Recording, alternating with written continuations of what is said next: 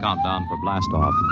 X minus 5, 4, 3, 2, X minus 1, fire.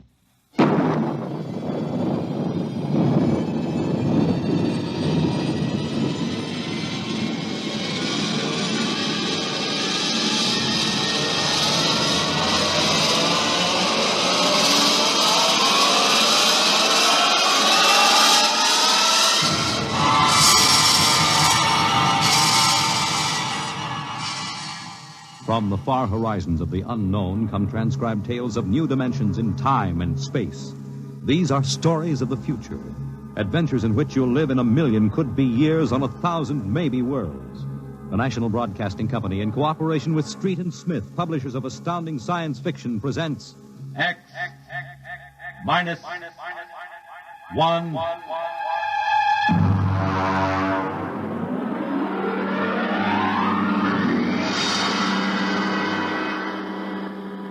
Tonight's story, Almost Human, by Robert Bloch. Have you heard of the new science called cybernetics? It concerns man's efforts to develop a perfect thinking machine, a robot electronic brain that will not only do man's work, but even do his thinking for him. A robot that is almost human.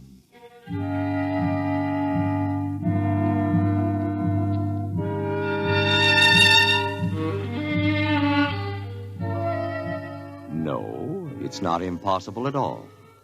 In fact, one day, something like this may happen. A tall, suave gentleman in a black raincoat will walk down the street until he reaches a shuttered, isolated house. And then he will slowly mount the front steps, push the doorbell. Just a minute. I said just a minute. Hold your horses. What do you think you'd... Good evening, my dear. Duke, why did you come here? Curiosity, darling. I've been thinking over what you told me at our chance meeting last week. Duke, you promised me. I decided to come and take a look for myself. Where is the professor? In his study. Where's Junior? In the nursery. The nursery? How quaint. And you, I take it, are Junior's nursemaid? I helped the professor. Tell him he has a guest. Duke, he's a nice old guy. Don't Tell do him, it. darling. All right. Yes? What is it, Miss Williams? Professor Blastman, a gentleman... Here? I don't understand. I gave orders no one was to be admitted to the house. He insisted. Very well. Wait here. I'll get rid of him. Sir? Professor Blasserman, I've come to see Junior. Junior? There must be some mistake. There are no children in this house. I don't... Professor, what you feel pressing against your belly is the muzzle of a .45 caliber pistol. Now, shall we visit Junior? How... What do you know about it? I know everything. Shall we go inside? I warn you. On the contrary, I warn you. Very well. This way.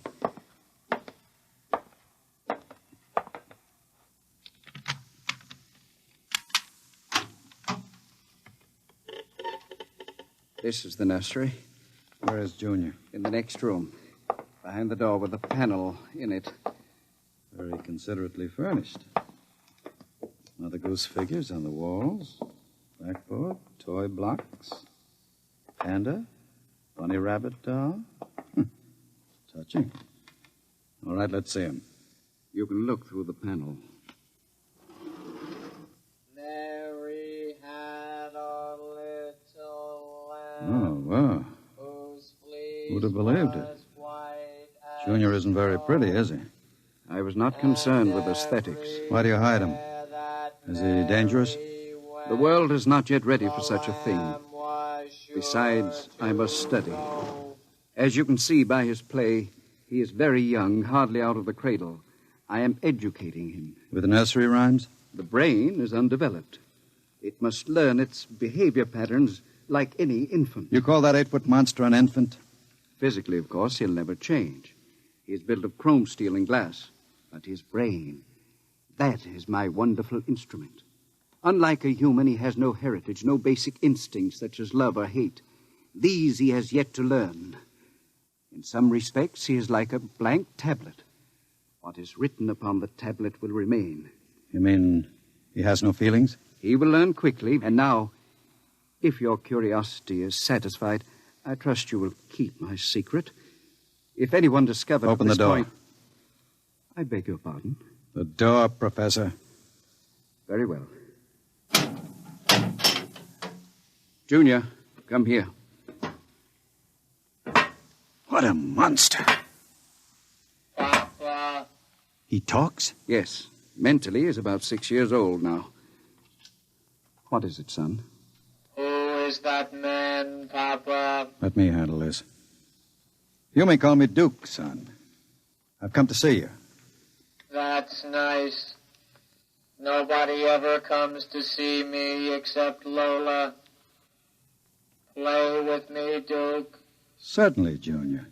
Oh, and Professor. Yes? While we're playing, you can have Lola and Miss Williams prepare my room.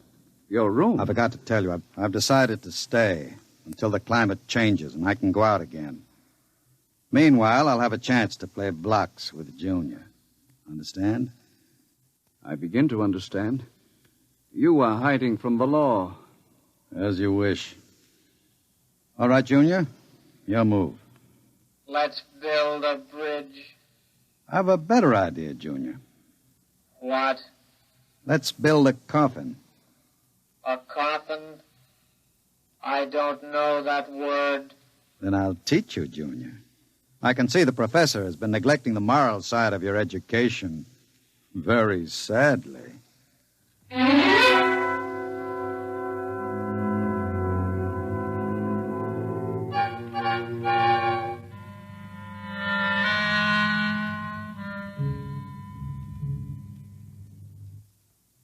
You shouldn't have come here, Duke. Why not, my dear? Afraid of me? No, I'm afraid of myself. You're no good for me. You've always brought me trouble. Except this time. This time it will be different, darling. This time I'll bring you diamonds.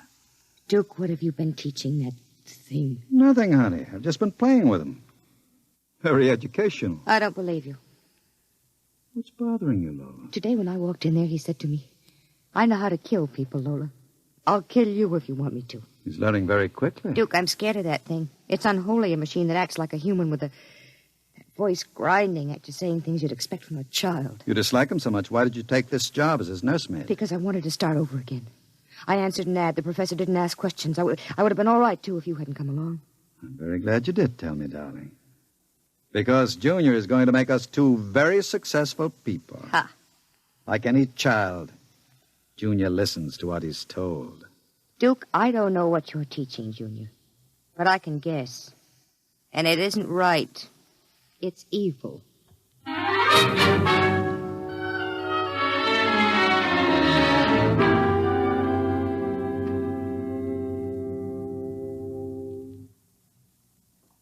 Now, write on the blackboard, Junior.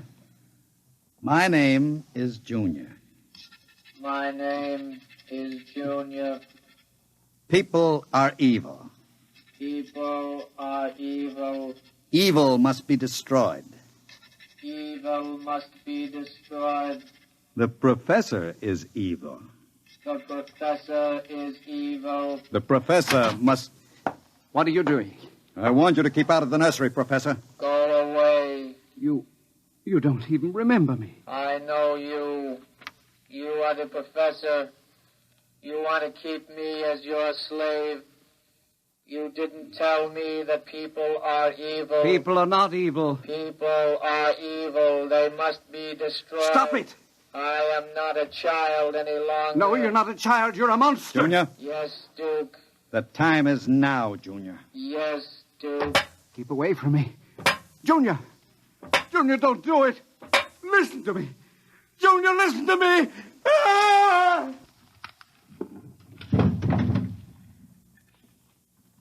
I did it, Duke. Duke, I... Can we go away now, Duke? I don't like it here anymore. Duke, why did you do it? The professor was in the way. We'll have to move very quickly now, Lola. We? Because if you don't plan to come along, just say so. I can have Junior write your name and His blackboard. Where are we going? We'll go to Charlie's. With Junior? With Junior. Oh, Duke, you can't. I'm afraid. Relax, my dear. The Duke has great plans for you two. Wouldn't you like to be independently wealthy for the rest of your life? No cares, no worries? Just good times and fine clothes all the time? The only way you get that way is by inheriting $1 million. Not when you have a fellow like Junior around. I'm still afraid of him. Junior wouldn't hurt you. You wouldn't hurt Lola, would you, Junior? I like Lola. She's pretty. There, you see? He thinks you're pretty. Junior's growing up.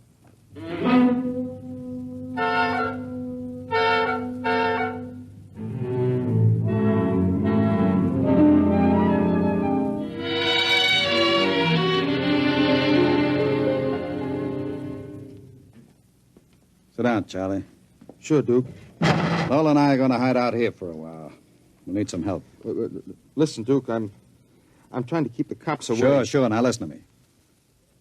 I need a casing job done. Oh. Sure, Duke. You know the armored truck service? Sure. I want to know when they take the Acme deposits from Boston to Worcester. Duke, you ain't thinking of a payroll truck, are you? They got cannons on those trucks. They travel in pairs. You couldn't get near one. I asked you to do a casing job, Charlie. Sure, Duke. Anything you say. Find out what time they passed the narrowest and most deserted stretch of road. Well, if you're going to pull a job like that, you'll need 50 men. You want me to get some of the boys? I won't need anybody. I've got somebody. Where? He's out in the car. Oh, what's his name, Duke? Anybody I know? His name is Junior. Junior? I don't know any Junior. You will, Charlie. You will.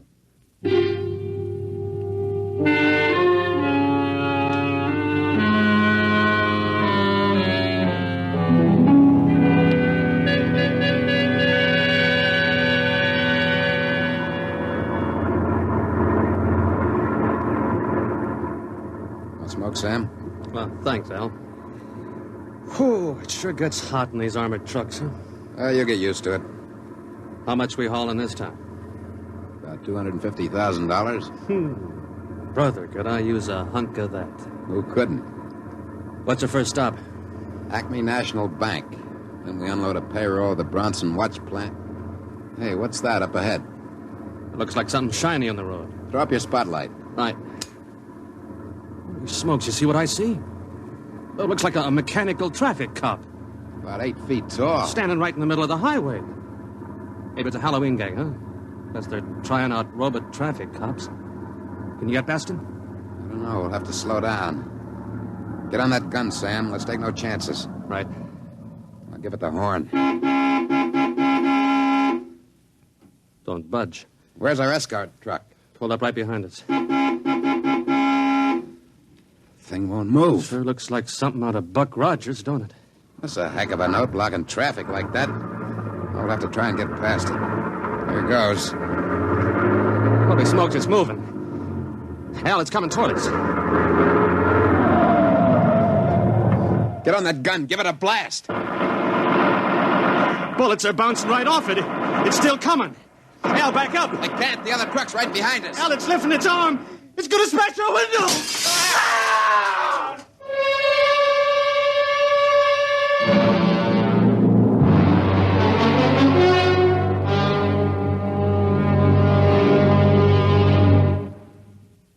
Jeez.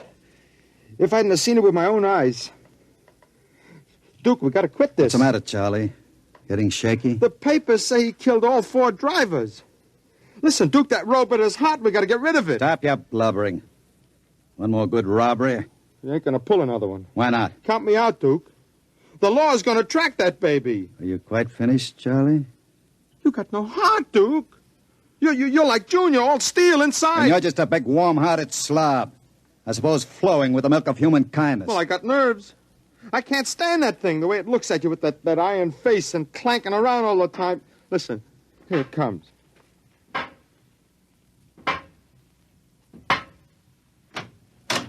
Hello, Junior. Hello, Duke. I've been talking to Charlie. Yes, Duke. You know what I think, Junior? I think Charlie's yellow. You know what happens to people who turn yellow, don't you? Yes, Duke. Tell him. They're evil. We have to destroy them. Huh? You see, Charlie? Junior doesn't like people who sing to the police. Duke, wait a minute. You know I'd never turned stoolie or anything like that. I never sang to the coppers in my life. You can count Junior. on me. I don't want no trouble with you. Stop him. I wouldn't... Yes, Duke.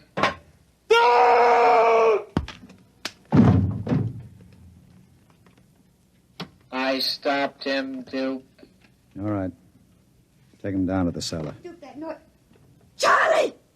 Junior, put him down. Take him down to the cellar, Junior. Yes, Duke. Duke. Relax, darling. Stop shaking. Duke, we can't stay here. Charlie's going to be missed. He's got friends.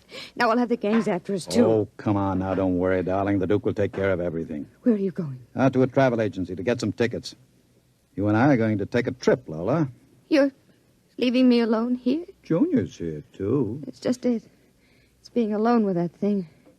Duke, I got the jitters. Now, don't you worry. In 48 hours, you and I will be on our way to Switzerland with $500,000 worth of loot. What about Junior? Junior will be taken care of. How can you get rid of him? Junior will do anything I say. So I'll merely have him get into the furnace and sit there while I fill it with oil and set fire to it. Too bad the professor couldn't have stayed around to see him growing up.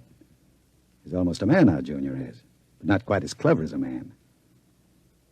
You'll find that out after he steps into the furnace. Get rid of Junior now, Duke, before you leave. There's no time. I'll be back about 8. Duke, please. And be nice to Junior while I'm gone. Don't show him you're afraid of him. Goodbye, darling. Goodbye, Duke.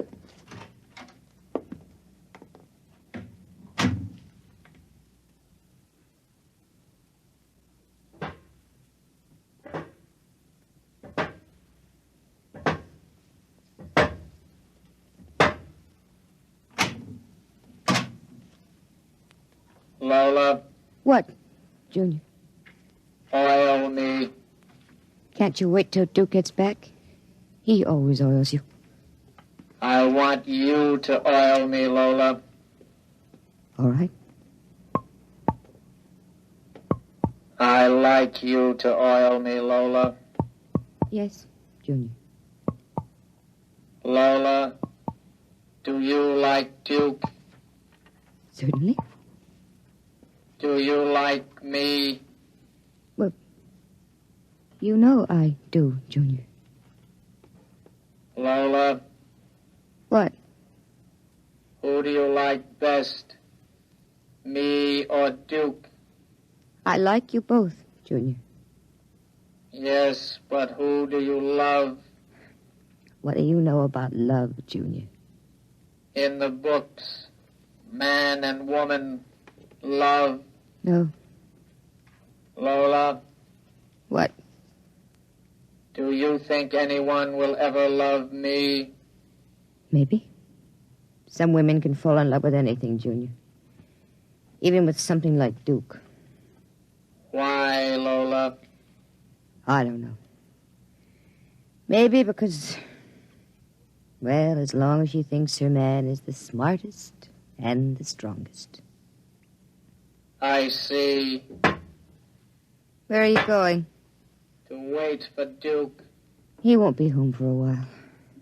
I'll sit in the hall and wait for him. All right, Junior. I want to be alone and think. About what? I read in a book today it was bad to kill people. What does that mean? Bad. Bad. I don't know, Junior. I guess it's just a word.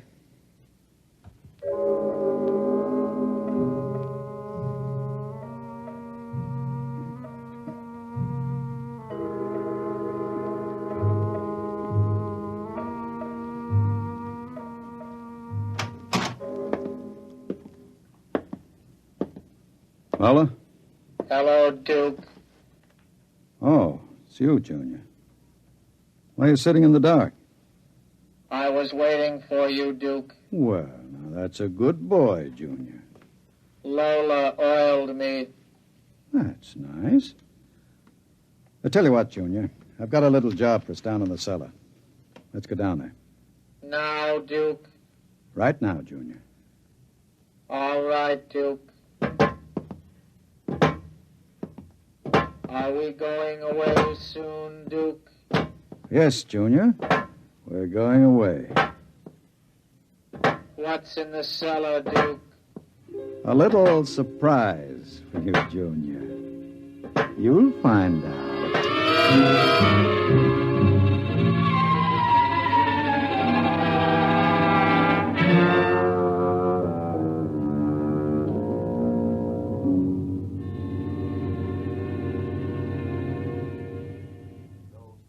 For the latest news.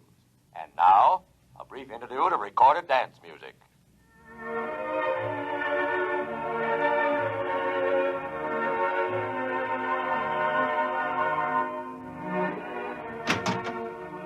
Duke? Is that you, Duke?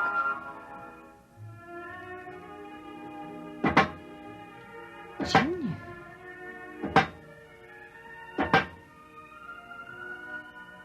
Hello, Lola.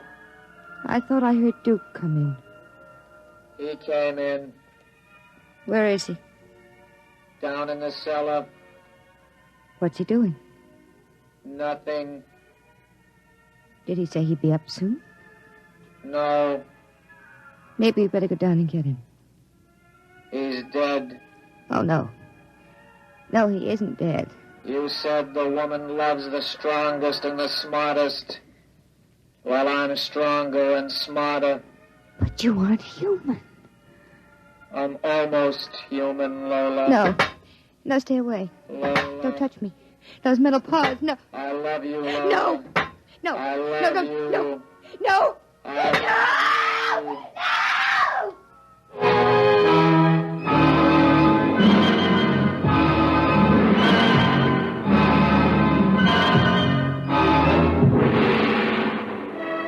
love you. The last thing she heard was the robot's harsh voice, droning it over and over again. I love you.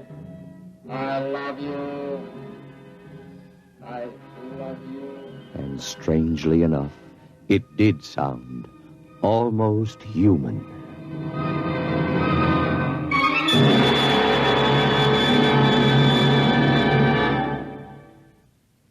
You have just heard X-1, presented by the National Broadcasting Company in cooperation with Street and Smith, publishers of Astounding Science Fiction.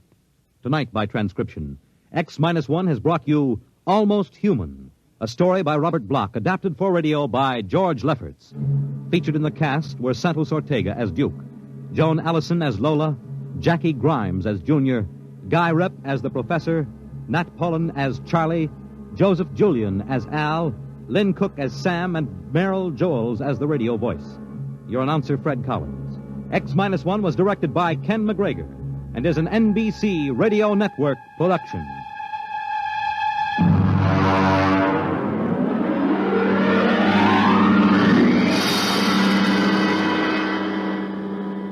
And now, next week, when the mighty Earthmen arrive in their ships of space, courtesy and proper humility on the part of the natives is expected. But some native inhabitants are too small to be impressed. We'll see what happens to such an expedition marooned on a far... Countdown for blastoff. X-5, 4, 3, 2, X-1, fire.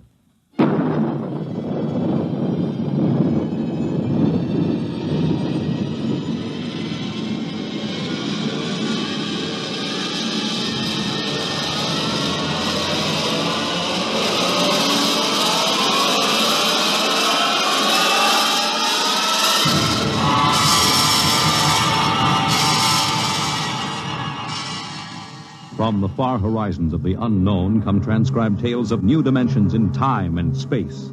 These are stories of the future, adventures in which you'll live in 1,000,000 could-be years on 1,000 maybe worlds. The National Broadcasting Company, in cooperation with Street and Smith, publishers of Astounding Science Fiction, presents X minus 1.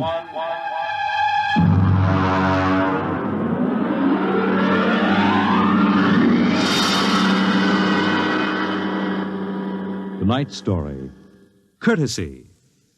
This is the story of the second expedition to the planet of Landro. I'm recording it for any future expeditions which might land on this God-forsaken sphere, in the hope that they may learn from our tragic example. As I write, there are 2 of us left. 2 out of an original complement of 180 men. One of us, myself, will be dead in less than 23 minutes. As for the other, heaven have mercy on him, I do not know.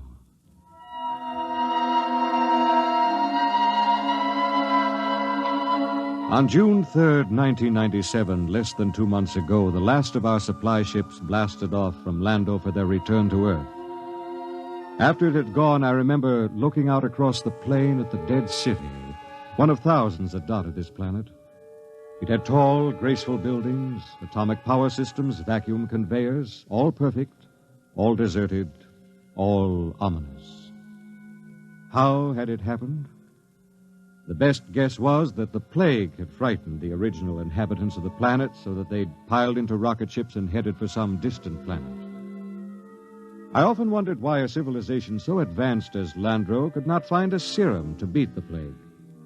It had taken our Earth doctors less than 6 months to develop an immunization method. Well, maybe those aborigines back in the hills knew the answer. That strange, ugly little people who had taken to the caves the day we landed. I was thinking these things when something happened that gave me the shock of my life. Good evening, Captain. Oh, what brings you here, Doctor? It's the matter of the serum, sir.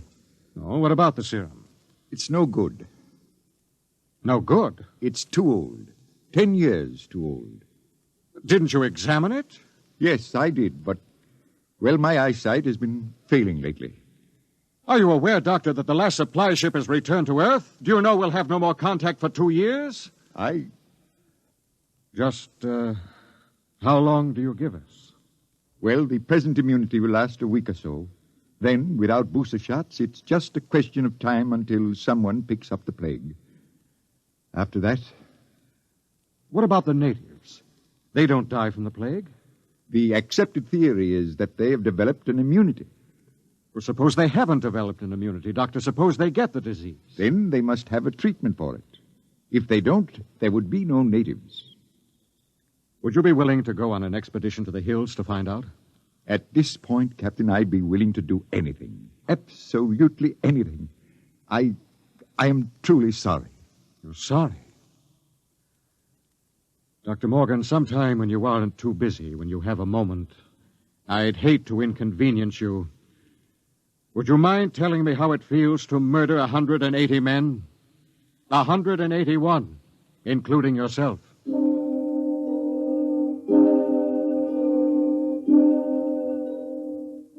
I did a lot of thinking after Dr. Morgan left my hut. It was still unreal for me. After all, the planning of an expedition was no simple thing. You put into it the result of years of training and experience, years of study at the academy, years of learning how to handle men and natives. Every man on my crew was hand-picked for his skill. And yet, a simple thing like a myopic surgeon misreading a label could blast the whole thing. Yes, it was a shame. And I did the only thing I could think of. I yelled for Bat Ears Brady. Brady! Get your carcass in here. Take the lead out. Okay.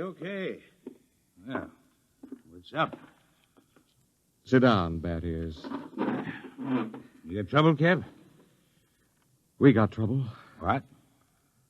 The serum's no good. What? Morgan forgot to check it. It's 10 years too old. Holy jumping snails. You're going to court-martial that? It wouldn't do much good. We'll all be dead pretty soon unless somebody figures something out. Well, what are you going to do, Kev? Well, there's only one chance. One chance in 10 million. What? The natives. Them cave rats. What good can they do us? Well, they don't get the plague, so maybe they know a cure. Okay. Let's get a few of them and beat it out of them. That's why you're here. Shoot. How'd you like to come along on a little expedition up to the cave country? You, me, the doctor, and Faulkner. Faulkner? Now, listen, Cap, he's worse than the doctor. Yes, but he knows more about the native culture than anybody here. He's the only one who's completely familiar with the records of the first expedition. Okay, so it's me, you, the doc, and Faulkner. When do we start? Tonight, in half an hour. We should reach the cave country by tomorrow. With luck, we'll be able to find natives before night.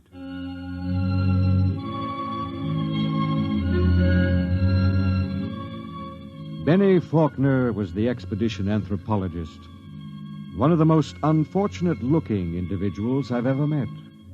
An ugly man with large ears and a big nose. His body was small and consumptive, but he had a good brain. And he was the best anthropologist the Interplanet Institute could recommend. He and Dr. Morgan were the only two civilians on the expedition. We set out, and after several hours hard walking... Cap. Now, what is it? Don't look now, but very slowly turn your eyes to the right and look behind that big yellow rock. Okay. You see anything? No? Well, keep looking. Don't stop walking or let on. Okay. There. Yes, it looked like a shadow or something. It's one of them gimpos. He's been following us now for almost an hour, dodging in and out behind the rocks. Shall I bring him in? No, not yet. Just pretend you don't see him. Tell the others, if they notice, to show no fear. There's nothing will start these simple-minded cavemen like fear.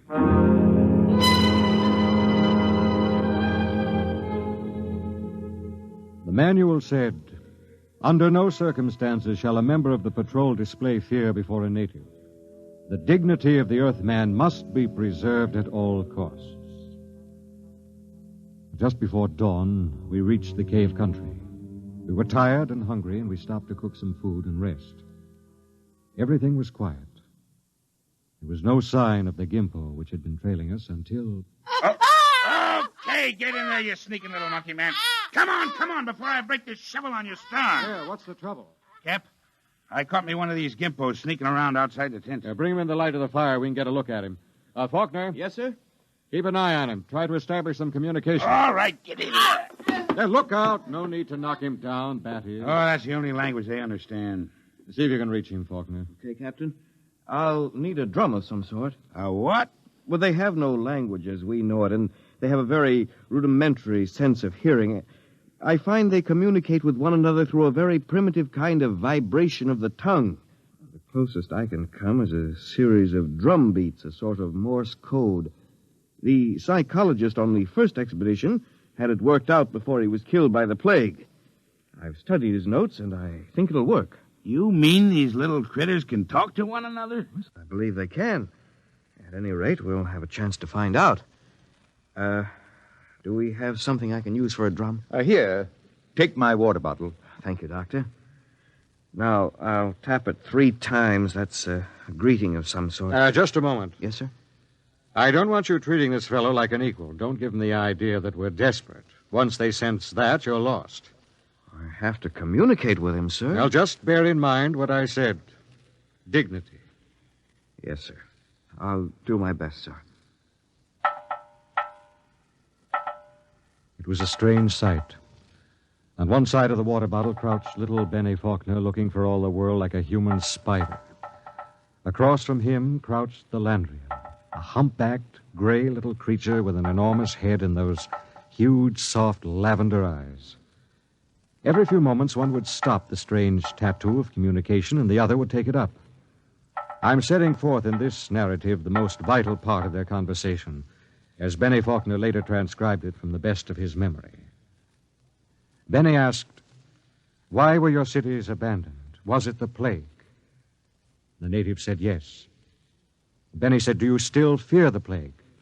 The native answered yes. "Do any of your people become afflicted?" The answer was some. "How do you treat them?" Silence. "How can we find a cure for the plague?" More silence. And then the native said, "Go among my people." Benny asked, "Will we find the answer among your people?" And the native replied, "My people have the answer." Benny said, "Will you tell me the answer?" The native repeated, "Go among my people." As far as the Landrian was concerned, the conversation was ended. He rose to go, and Faulkner stepped from his path, but Brady was there to ensure the bet. Hold on there, bucko. You ain't going no place. Don't maltreat him, Brady. What did he say, Benny? He says his people have the answer. What do you think? Well, there may be some truth in it. He says some of his people still get the plague. That must mean it isn't a question of immunity. They must have a cure. Well, he wasn't clear on that. Then they must have a vaccine to keep it from spreading. Does he know? His answer is for us to go among his people. Well, that leaves it up to us. The first level of caves is on top of that cliff about a mile ahead. It's a trap. I'll bet my last dollar on it. Well, maybe not. And we'll have to risk it. Wait. Well? Let me go. I got you all into this. But how will you talk? Benny here can give me enough of the code so I can ask the big question. You understand that they might just decide to cut your throat? I'm fully aware of the risk. All right, Doctor. You go ahead. We'll wait at the foot of the cliff. If you aren't back down in 3 hours, we'll come up after you. What about the Gimpo here? We'll hold him as a hostage to ensure the doctor's safety. If the doc comes back, all right, we'll let him go. If not, well, that's your job, Brady. A pleasure.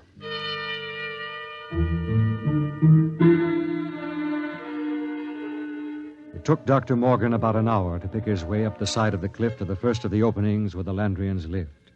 He waved to us before he entered the mouth of the cave, and we waved back. Then we settled down to wait. It was a long, long wait.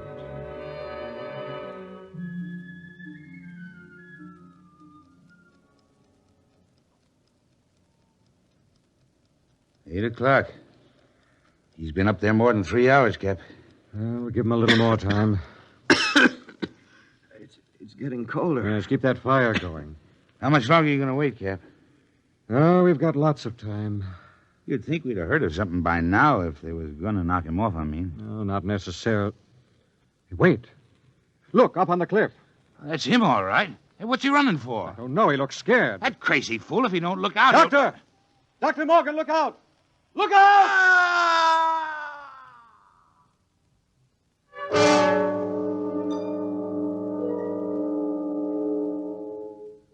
We found the doctor at the foot of the cliff, crumpled and broken. There were no marks on his body, nothing except a twisted, mocking grin on his face. Oh, yes, and one other thing. Scrawled across the pad he had taken with him on which to make notes concerning the answer was a single word. The word was courtesy. We threw the paper away. The expedition was a failure, though Bat Ears claimed he'd get it out of the Gimpo if I'd let him. I nodded in agreement. Bat Ears took the little native off behind an outcropping of rock. He was back in 15 minutes, dripping with sweat. Well? Let's go, Cap. Nothing, huh? But nothing. Is he, They ain't made very good, these little gray people. They come apart too easy, so... Let's go, huh, Cap? All right. Benny... Benny, what is it? I feel kind of sick all of a sudden. In the back of my head, a dull kind of pain. Let me see your tongue. Come on, give him a hand, Bat Ears. We've got to get him back to camp. What is it? I'm not sure, but that blackness on the tongue and the headache, it could be the plague.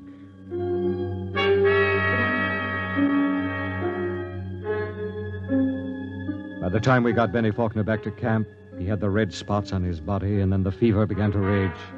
It was the plague, no mistake about it.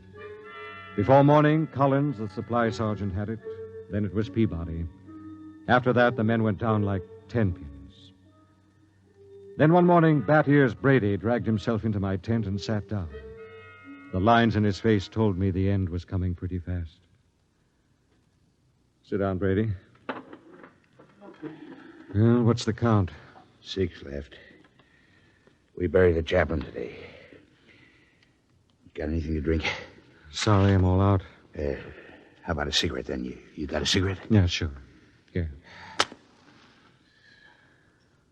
How's Faulkner? I don't get it. He's still alive. Still alive? Yep. In fact, he's getting better. He's sitting up. Holy mackerel. Oh, this is a good cigarette. It's like any other. No. This one's different, Cap. This is my last. What do you mean, Brady? Take a look at my tongue. See? Little black spots.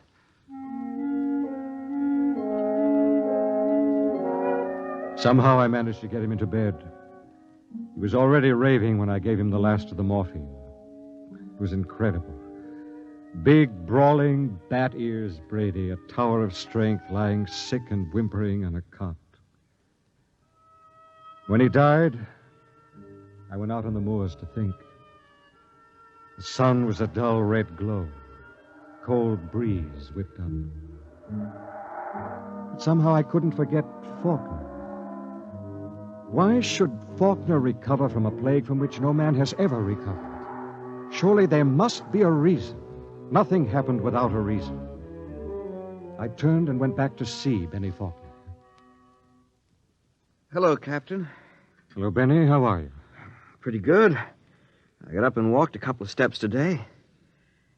How goes it? Brady's gone. Oh. I just buried him. Listen, Benny, there must be some reason why... Well, there's nothing strange about me, nothing different from any other man. There must be. You survived the virus. Oh. Benny, I want you to tell me everything you know about yourself, everything you can remember. Because somewhere in your makeup is some little thing that makes the difference. If I can find that thing, then maybe I can do something to save myself and the rest. Even if I can't, at least I can leave a record for any future expedition that comes to Landro. Okay? Okay, Captain. Where should I start? At the beginning. I'm going to take notes. Well, I was born on the 2nd of July in 1971. My parents were ordinary people. My father was...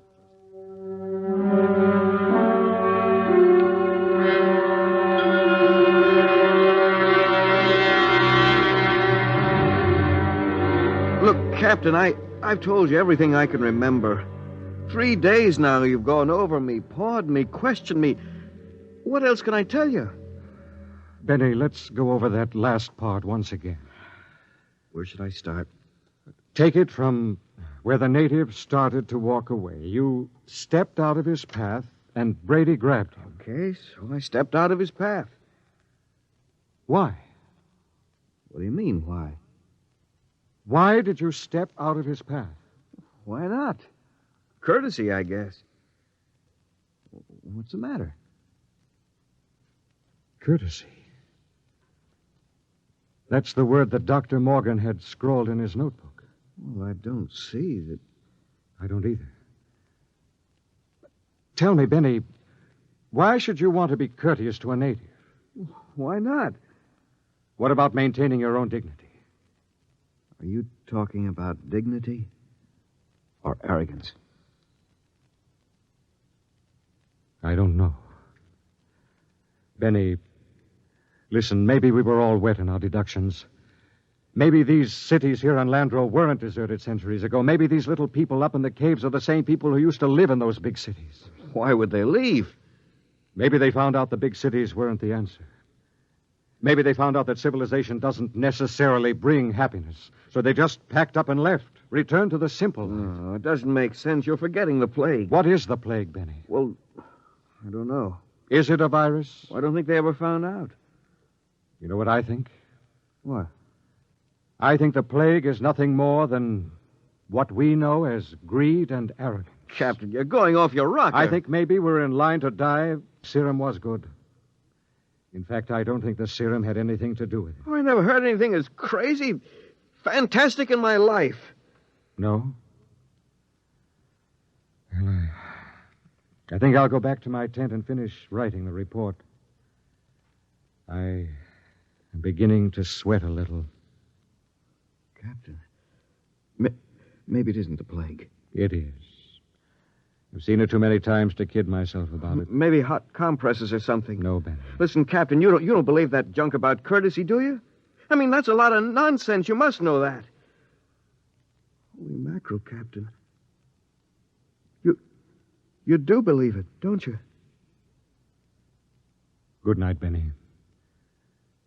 I think I'd like to be alone for a while. Okay. Good night, Captain. Maybe the supply ship will be early. You can probably stick it out. Sure. Good night, Captain.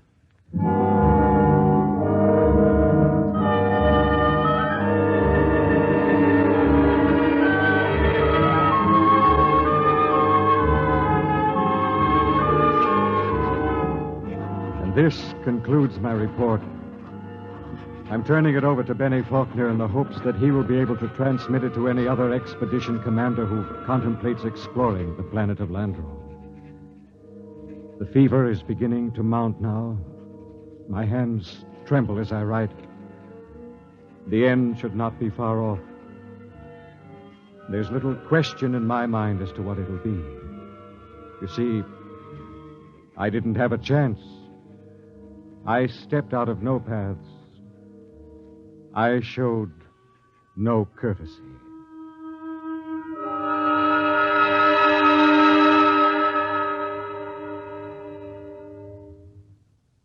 You have just heard X-1, presented by the National Broadcasting Company in cooperation with Street and Smith, publishers of Astounding Science Fiction.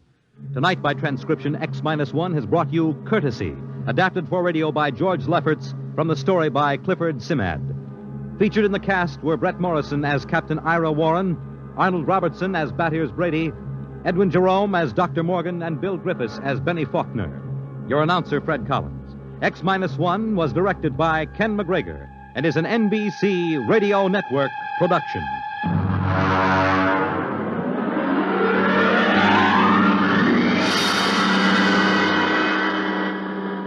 And now, next week, the frontier is a strange place, and a frontier is not always easy to recognize.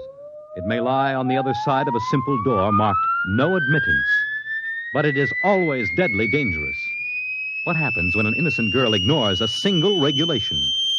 You will find out next week at X-1.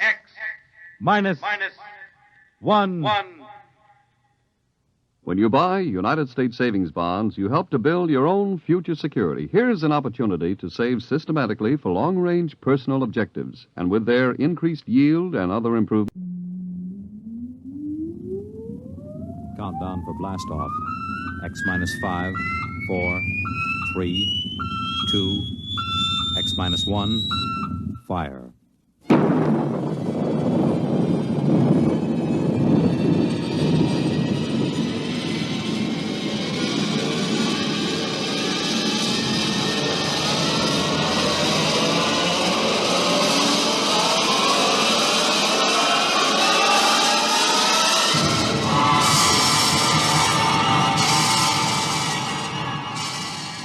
From the far horizons of the unknown come transcribed tales of new dimensions in time and space. These are stories of the future, adventures in which you'll live in a million could-be years on 1,000 maybe worlds. The National Broadcasting Company, in cooperation with Street and Smith, publishers of Astounding Science Fiction, presents X-1.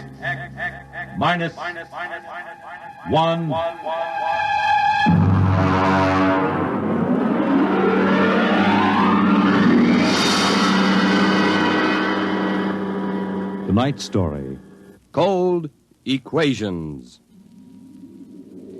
There is no margin of safety along the rim of a frontier. There can't be any until the way is made for those who come later. Until then, the penalty for mistakes is a grim one. The laws of physical nature operate with irrevocable certainty, with no room for mercy, kindness, or sentimentality. In space, life becomes a cold equation, and the equal sign is often followed by death. I know. I'm the pilot of an EDS.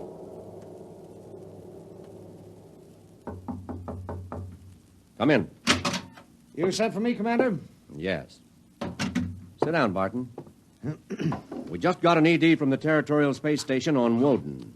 Woden. That's in the Crab Nebula, isn't it? That's right.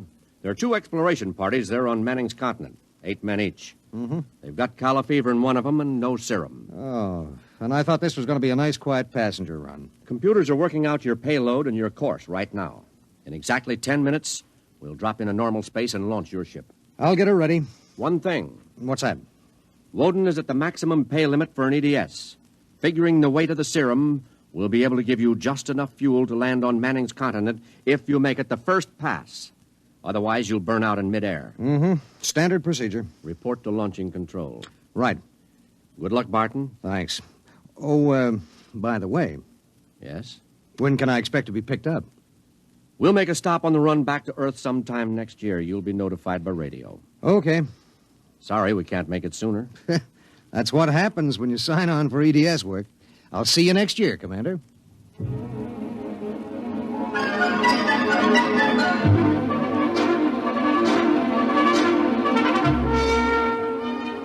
Down in the belly of the Stardust, the crew was working like beavers to get the EDS, the emergency dispatch ship, ready. Mechanics and technicians were swarming all over the place. Girls in inspectors' uniforms were checking the gauges in the supply cabinet. 9 minutes later, the exact course was in the computer. The serum was stowed in my supply cabinet closet, and little EDS 4G3 was ready to be born into space. Barton? Yes, sir. 30 seconds to blast off. All set? All set. I'm turning you over to traffic. Ready. Traffic control. Come in, EDS 4G3. Ready. 20 seconds. Lock open. 15 seconds. Space drive on. Space drive on. 10 seconds. Gravity neutralizer on. Neutralizer on. 5 seconds. 4, 3, 2, 1. Blast off.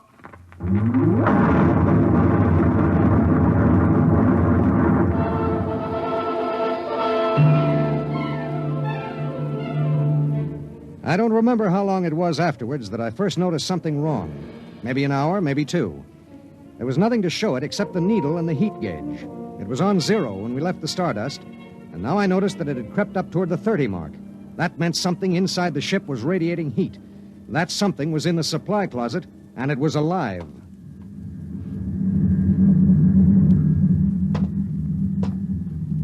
All right, come out. Whoever or whatever you are, if you don't come out in 5 seconds, I'm going to blast you. 1, 2. Well, I'll be... Hello.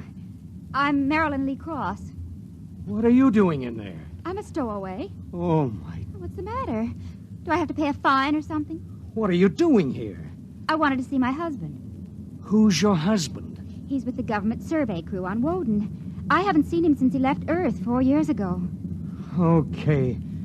But what made you hide in my EDS? I have a job waiting for me on Mimir, but I heard you were going to Woden and there was plenty of room, so I hid. Oh, I knew I'd be breaking some kind of rule, but what's one little rule?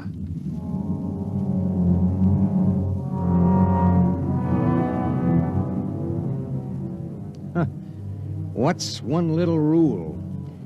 H amount of fuel will power an EDS with a mass of M safely to its destination. H amount of fuel will not power an EDS with a mass of M plus X safely to its destination. Well, how could she be expected to know? She was 5'2" with brown curly hair and the faint, sweet smell of perfume. She was 5'2" and she smelled like apple blossoms. And her name was X in an equation that would have to be balanced.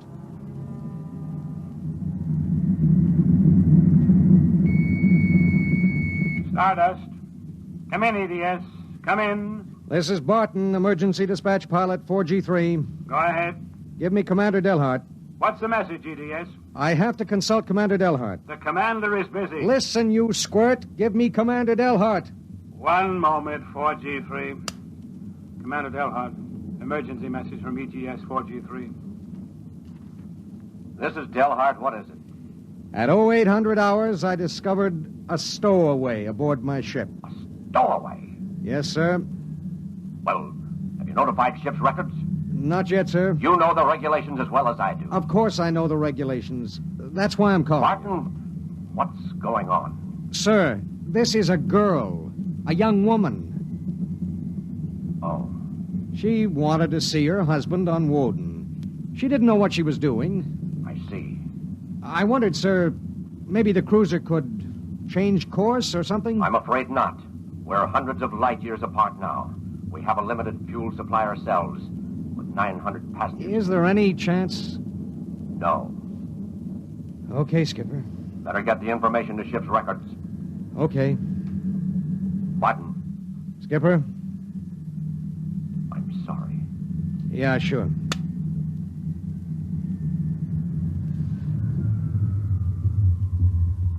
You cut our acceleration, didn't you? Yes. Why? Oh, save fuel. For a while. How did you manage to stow away? I was taking a language lesson in Mimirese from a girl in the inspection corps. The order came in for your trip, and I just went along on an impulse. Oh, it was easy. I'll be a model prisoner, I promise. Oh, if you were only a thief or a spy, it would make it easier. Make what easier? Forget it.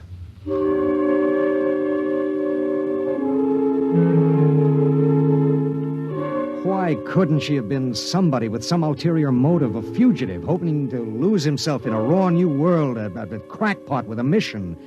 Why did she have to be a woman? A beautiful, kind, trusting woman?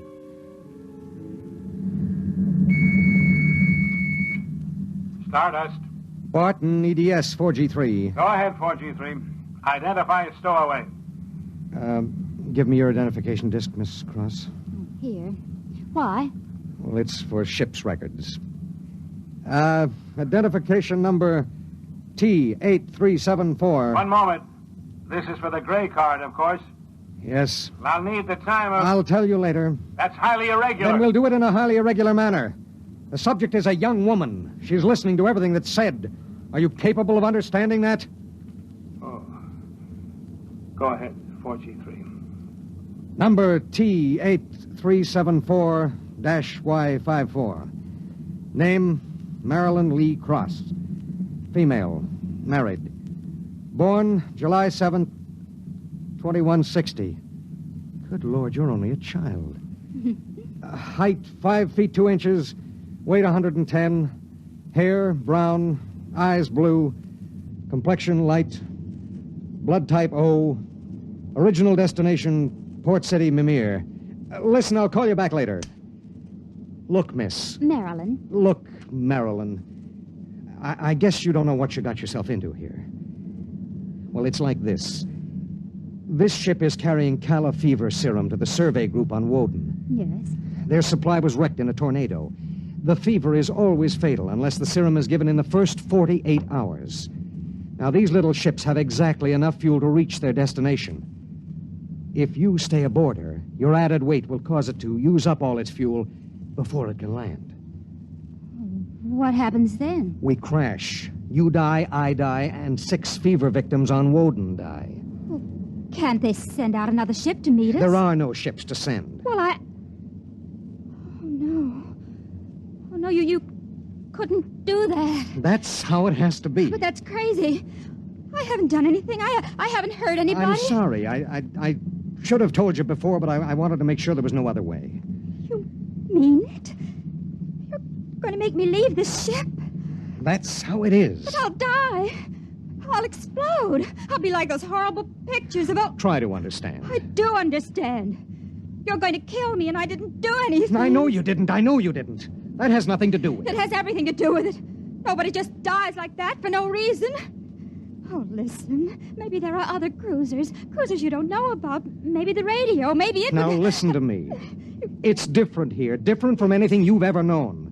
On Woden, there are 16 men. 16 men on an entire world. They're fighting. Fighting an alien environment. The environment fights back. You can only make a mistake once. And I made a mistake. Yes. There's no hope. Absolutely none. You'll have to be put out of the ship.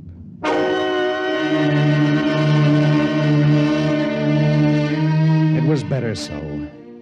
With the going of all hope would go the fear. Then would come the resignation. She needed time. And there was so little. EDS. Starship to EDS. Need pertinent data. All right, Starship. When do you expect to complete your report? I need a computer check. I'll give you statistics. Statistics. This is EDS 4G3. I'm intersecting course vector 7.3 at 0831. Deceleration 1750, weight 1 ton. I would like to stay at point 10 as long as the computers allow. Will you give them the question? Check. I'll call you back. We wouldn't have long to wait. The new factors would be fed into the steel maw of the computer bank, and the electrical impulses would go through the complex circuits.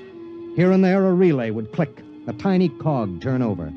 But it would be the current, formless, mindless, invisible, which would determine with utter precision how long the pale young girl beside me would live. 5 little segments of metal in the second bank would trip against an inked ribbon, and the machine would spit out the answer. You will resume deceleration at 1910. It was 1810 when he spoke. 1 hour. She has 1 hour to live.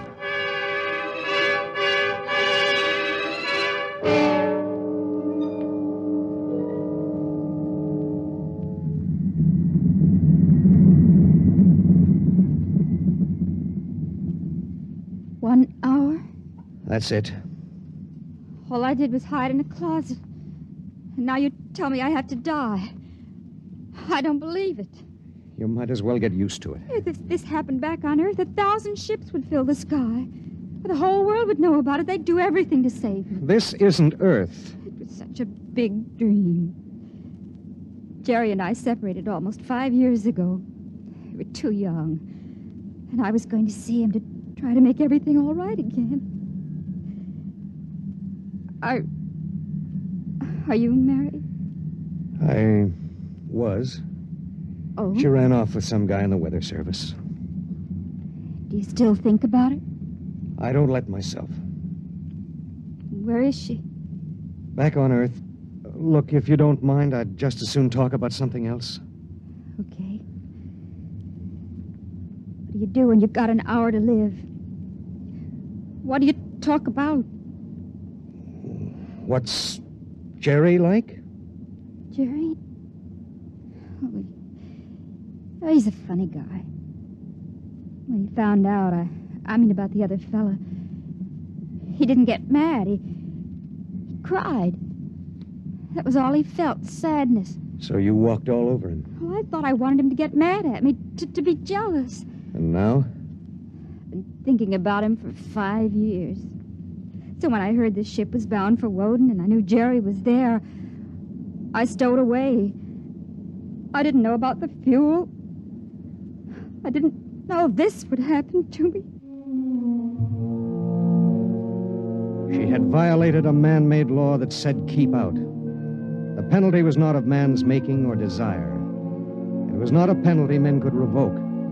H amount of fuel will power an EDS with a mass of M safely to its destination. The time was 1830. 40 minutes. It was beginning to get me. A space frontier is a rough place, and I'd seen 100 men die since I left Earth. But this was different. I watched her as she wrote a message to her folks. I watched her as she fought her way through the black horror of fear toward the calm gray of acceptance. And then there it was on the view screen. The planet Woden, a red ball enshrouded in the blue haze of its atmosphere, swimming in space against the background of star-sprinkled blackness. The chronometer on the instrument panel said 1845.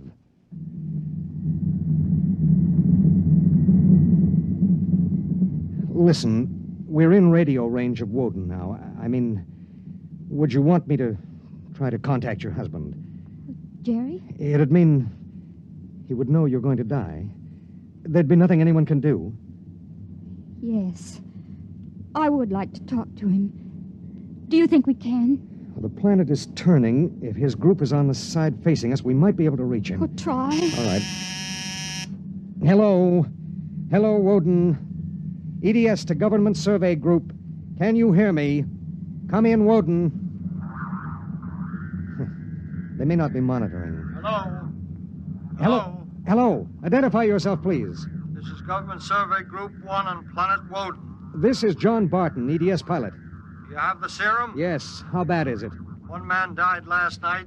6 have the fever. How long will it take to... I start deceleration at 1910 hours. I should be able to land at 1930. Thank God. Look, do you have a Gerald Cross in charge of the group? Commander Cross? Yes, we do. Could I speak to him? He isn't here. He's out with the survey team. Well, when do you expect him? Can't say. How do you read me? How much time do we have left for communication? Less than 15 minutes. All right. If Commander Cross comes back before we lose radio contact, will you have him buzz me? It's important. Okay, EDS. I'll keep the set open. Check.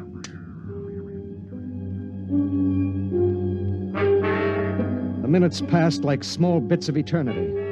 On the view screen, I could see Manning's continent sprawled like a gigantic hourglass in the eastern sea. There was a thin line of shadow where it was beginning to disappear as the planet turned on its axis. I looked at the pale woman next to me, and I thought of another woman long ago who'd sat next to me and cried because I wouldn't try to understand. What had she written in those letters back home? What would they think of the faceless, unknown pilot who'd sent her to her death? What would I think of myself alone nights, reliving this voyage?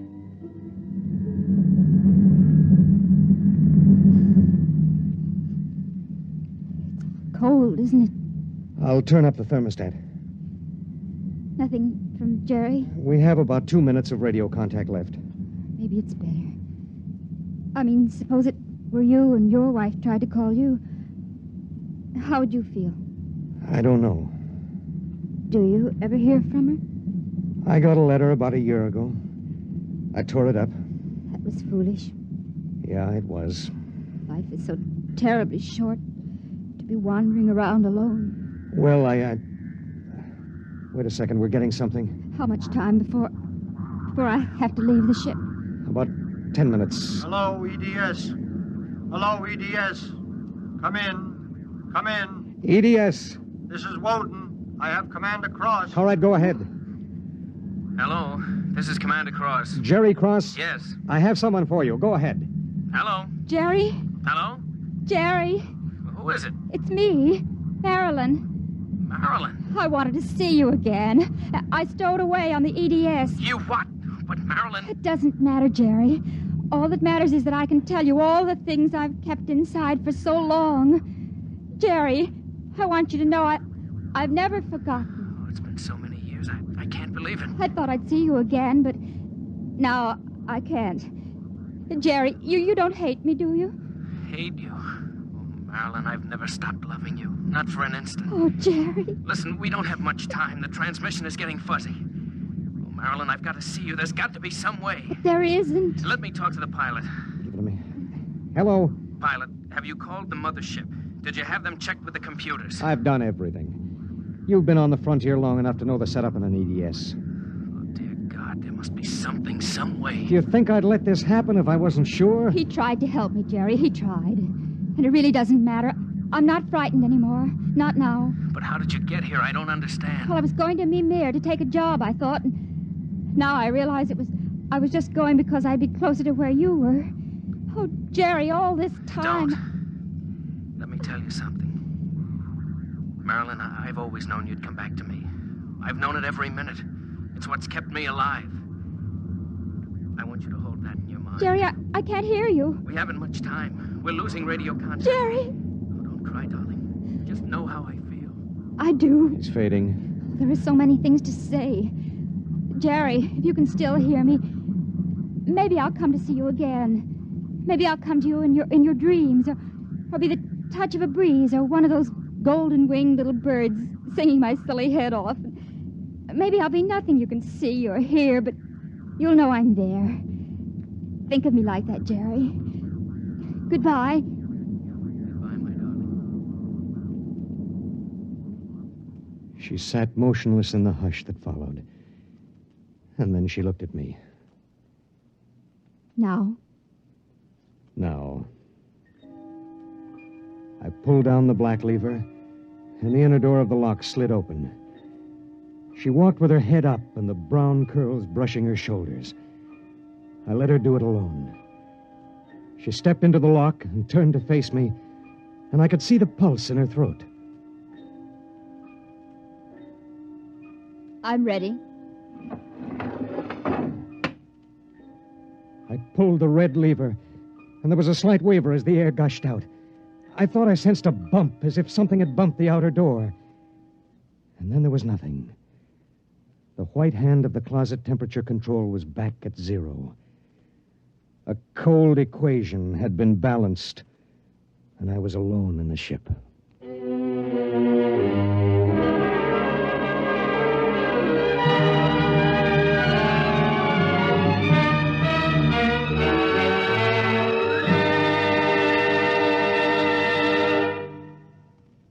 You have just heard X-1, presented by the National Broadcasting Company in cooperation with Street and Smith, publishers of Astounding Science Fiction.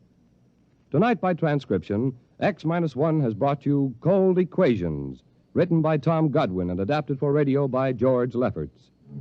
Featured in the cast were Court Benson as Barton, Jay Meredith as Marilyn, Milo Bolton as Commander Delhart, Bob Hastings as Jerry Cross, Jack Arthur as Traffic Control Officer, and Walter Kinsella as the Woden Monitor. Your announcer, Bill Rippey. X-1 was directed by Ken McGregor and is an NBC Radio Network production.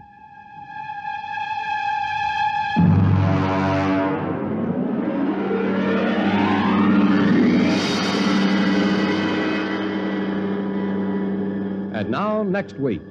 In the days of the Windjammers, whalers sometimes went on cruises that lasted as long as 2 years, and so sometimes they had to resort to rough methods to gather a crew. But what of the future when a cruise to a distant star may last for 15 years or more? Countdown for blastoff. X-5, 4, 3, 2, X-1, fire.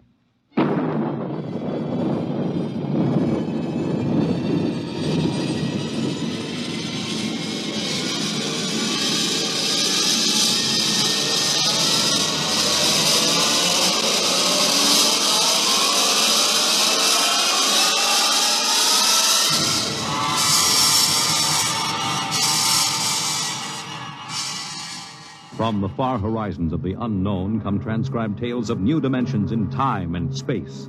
These are stories of the future, adventures in which you'll live in 1,000,000 could-be years on 1,000 maybe worlds. The National Broadcasting Company, in cooperation with Street and Smith, publishers of Astounding Science Fiction, presents X-1.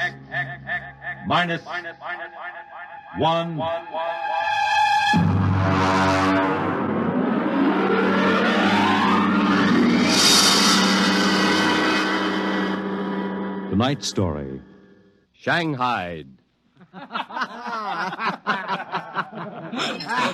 Okay, very funny. Think it over, boy. Tomorrow the old ball and chain. Yeah. Eat, drink, and be merry, for tomorrow you commit matrimony. Come on. We came down here to Scarley Square to have a little fun. We might as well be at my mother's musicale in Beacon Street. Oh, the problems of the rich. Tell me, Jeff, just where does the coffin fortune come from? Pirate treasure? No, I guess it started in Nantucket. My great something or other used to be a whaler. A whaler, there she blows. A dead whale or a stove boat. Watch my trusty harpoon. Hey, well, look out for the fort. Oh, my. Where's the money now? Oh, I don't know. We've got a lot of commercial holdings, mills, import-export outfits, rocket lines, you know. Mere trivia. All right, now look, why don't we get out of this dump? We go up to the Copley Plaza. It may be stuffy, but at least the glasses are clean. Well, you're the condemned man. All right, you two go ahead and get in the car. I'll settle. All right, meet you out in front. Right. Excuse me. You want something, Bud? Yeah, the check. Okay. Hey, Milton, check. He'll be right out. Right, thank you. Hello, mate. Nice night, eh? Oh, yeah, I suppose so. I've been watching you. Celebrating? Sort of. Yeah, so am I. Just got off a deep space run out to Centaurus. Oh, that's a 15-year run, isn't it? 15 and 3 blooming months. Mm-hmm. Well, how'd you know? You a spaceman? No, not exactly. Where's that check, barkeep? Hang on to your hat, Bud. Milton's slow, but he's sure. Fill it up, Charlie. Say, why don't you join me, matey? Yeah, Charlie. Oh, no, thank you. Oh, come on. Won't take off him, no? Well, celebrate whatever it is you're celebrating on me. Pour it, Charlie. Okay. Well, all right, thank you. I guess I might as well. Yeah. Cheers. Yeah, right. Cheers. Oh, what was that, varnish? Charlie's special brand, eh, Charlie? Yeah. Well. Oh, say, look, Charlie, would you get that waiter out here? I've got to meet. Hey, what's your hurry, matey? You got plenty of time. Sure. Sit down. Take it easy. You don't look so good. No, I don't feel so good. Now, sit right here. You feel chipper as a blooming grasshopper in a sec. No, I've got to get outside. The car's in a hurry. Where's the check? Check. Oh.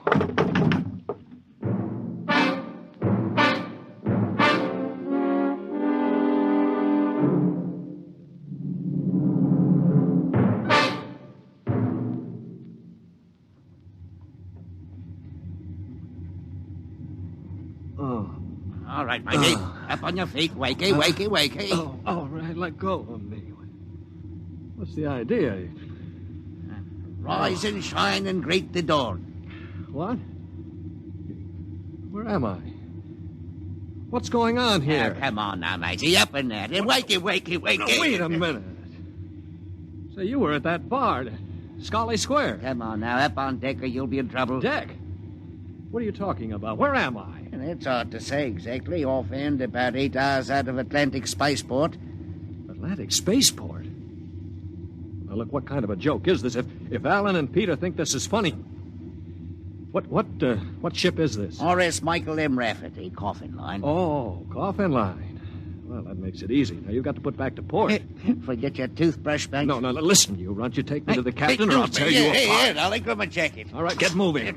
Sure, my dear. I'll take you to the captain. But you're going to be sorry.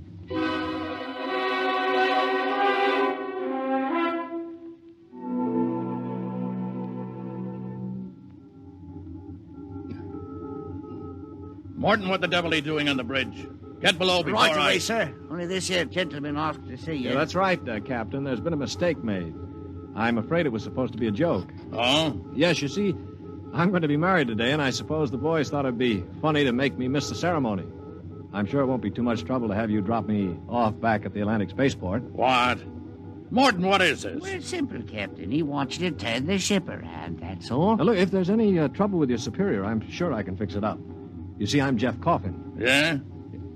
Well, you don't understand. My father is Cyrus Coffin.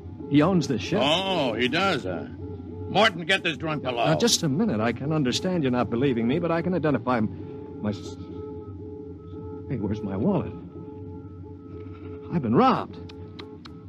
Oh, now, look, Captain, wait a minute. All you have to do is radio back and check. Mr. Black, remove this man from the bridge. Yes, but... Aye, sir. You heard the captain, Buster. Oh, no, wait a minute. Let go of me. This is no way to treat a passenger. Passenger? Huh. Wake up, sonny boy. You're one of the crew. Now get below.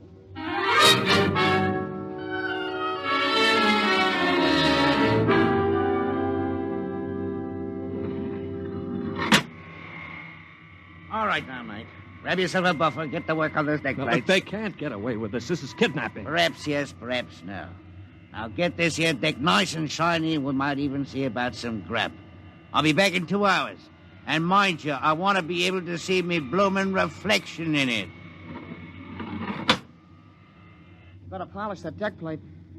They can't get away with this. Well, the law says once you sign on, you're under absolute orders. I looked it up. Yeah, but I didn't sign on. I was kidnapped. You won't be able to prove it. Come on, mister, please. I didn't get anything to eat yet today, so give me a break, huh? Oh, all right. What do you do, run the buffer over it? Yeah, that's right. Like this. You sign on? Yeah, I ran away from home. How old are you? 16. 30 when we get back. Yeah. What do you mean 30? We're headed for Mars, aren't we? Only to refuel. We're outbound to Centaurus. Oh, no, it can't be. Well, that's a 15-year run. Morton! I've got to get back. It's no use. I'm getting married. My bride-to-be will think I'm dead. Martin! Martin! What's up here? You want me to call Mr. Black again? He'll give you what for. Listen to me, Morton. Listen, I've got to get back to Earth. I can't disappear for 15 years. Oh, is that the fact? Look, we stop at Mars, right? Yes, and you'll be below decks under lock and key. Listen to me. If I can make it worth your while, will you get me off at Marsport? Jumping ship, huh? That's real naughty, mate. $1,000? Why, what would I tell me poor old mother in Battersea? 2,000. 5 in advance. What do you mean in advance? You're probably the one that rolled me for my wallet. I'll find a way. They don't believe your young coffin, but maybe I know better. All right, it's a deal. Look, Mr. Coffin, can you take me with you? I didn't realize what it would be like. I can pay my share. I could work it out for you, or maybe borrow money. I couldn't stand 15 years. I'd go crazy. All right, sure. What about it, Morton? Boy'll cost you another 1,000. You cheap swindler. Here now, Mr. Coffin. I'm all what stands between you and a lovely pleasure cruise for 15 years. So I'll thank you to treat me with the respect and politeness what a gentleman like myself deserves.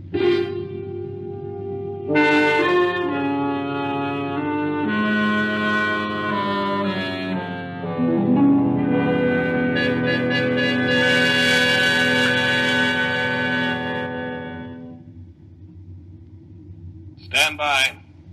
Stand by for landing procedure. All right now. Listen careful. This is the cable locker for the grappling anchor. Right. When she lands, this hatch will open. Cables go out. Don't get yourself caught in them. You'll be tore apart. All right, we've got that. Are you sure we can get out? Now, you just do what I say. We drop down to the blast pit. Nobody'll be there. Lie low in the pit till dark. Got that? Right. Now, look, Morton, I'll tell the patrol you helped us get away. That'll help you when they catch up with this gang. Well, thank you, sir. Thank you kindly. I've got to get to my station now. Luck. Thanks. Thanks, Mr. Morton.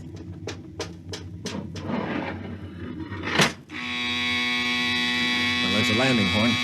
Now keep clear of that cable, Joey. Here we go. Right. Hold on tight. There goes the grappling cable. Yeah. All right, come on. Drop through the hatch. It's about 6 feet. All right, it's clear. Hurry up. Here I come. Oh. You all right? Yeah, twisted my ankle. It's all right. All right, there's the blast pit. Get going. Right. Now, we're all right so far. The ship hides us. Here's the pit. All right, now get down so they can't see you. Wait a minute. I hear somebody coming. Keep still. Maybe we better look. Look, if we stick our heads up over the edge, they'll see us sure. Now keep down and keep still.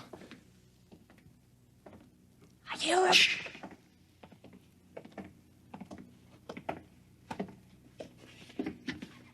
Well. Look what we have here. 2 little babes in the wood. Now, you two move and I'll shoot you in the belly.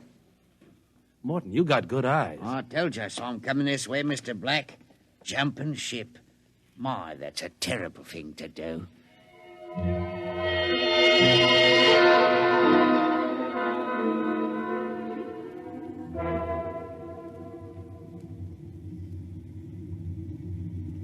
Mr. Black, inform the ship's company that these 2 men have been found guilty of attempted desertion. Desertion?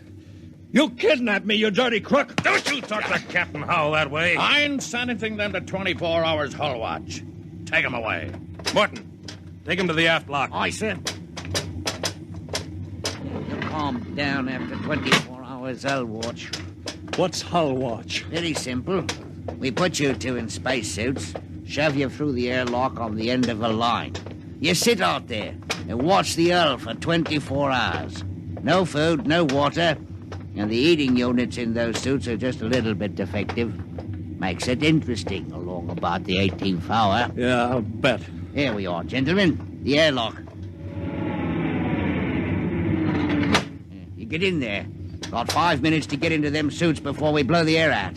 See you in 24 hours. Maybe.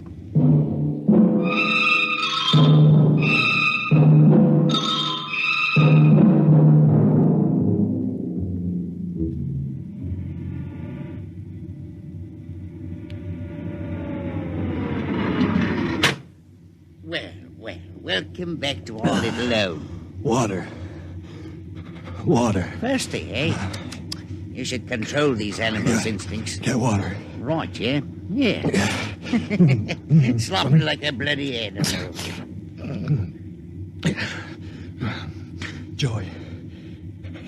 Joey passed out. Help him. He'll be all right. Teach a lesson, both of you. Take my advice and behave yourselves. You've got 15 years to go on this here ship. You might as well make the best of it.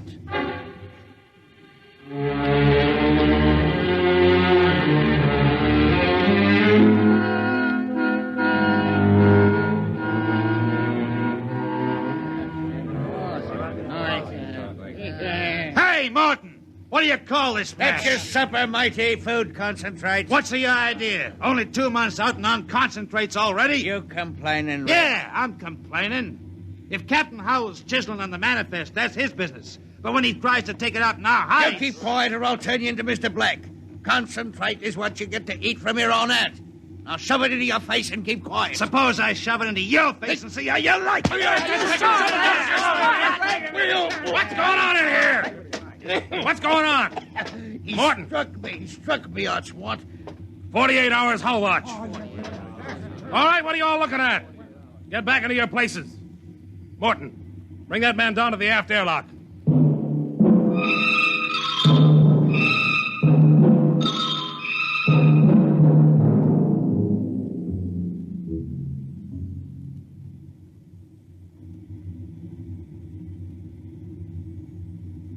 It's murder, that's what. Plain murder. Space Code gives a 30-hour limit for punishment. They didn't even have a burial. Just shoved them out the lock. Well, if the owners knew about this, they'd stop it.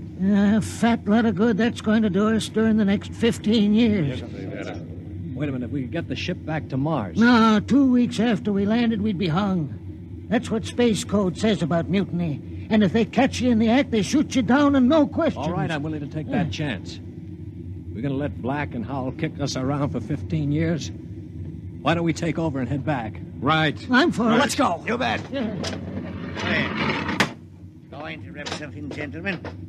Discussion? Talking about the captain, maybe? Grab him. Here, because Slug him into the death. Come on. I'll have you all out of the island shifts. Also, your knife rations, that's what I'll... Chew on my oil rag, Morton. Well, that's done it. He's an officer. Who cares? Yeah, we've got to move now.